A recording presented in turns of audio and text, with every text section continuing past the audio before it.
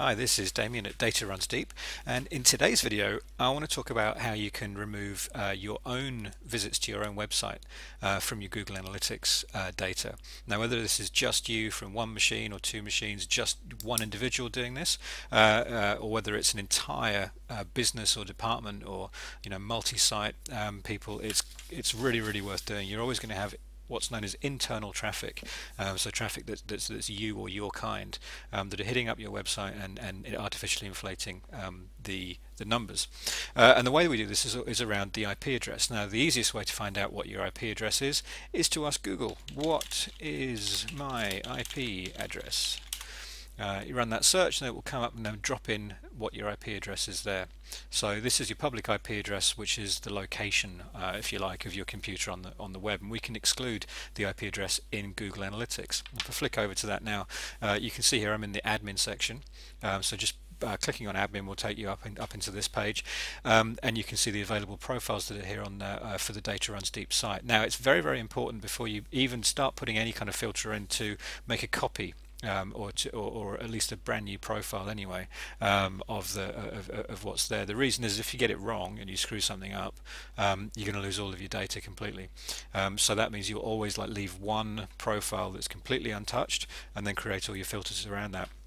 So what we might do is say give the profile name exclude Damien, because that's me.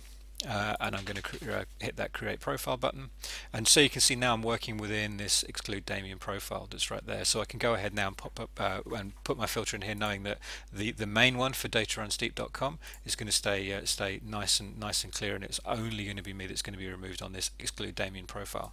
So heading into filters, this menu here, we then bring up the new filter box, and again it's very kind of I guess it's very logical, very kind of workflow oriented, very kind of simple in the way that it's all set up.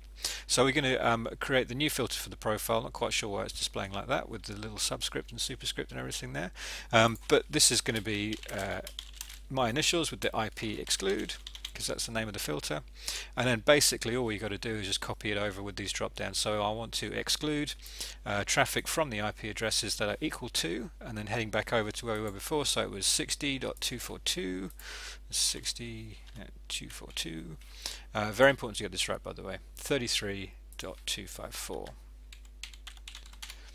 and there we go, and just hitting save on that. And then once that's in there, you can see that the filter sort of sat there and active, and it's only there on the exclude Damien profile. So if I go back to my regular one, you'll see there's no filters in effect. It's literally only there for the exclude Damien one there. So that means that after a couple of days, I should then see some different data, having excluded my IP address from that profile, and then I can, if I trust it and think there's nothing else that's being kind of taken away, then I can start doing some more kind of robust and involved reporting around that profile that's there.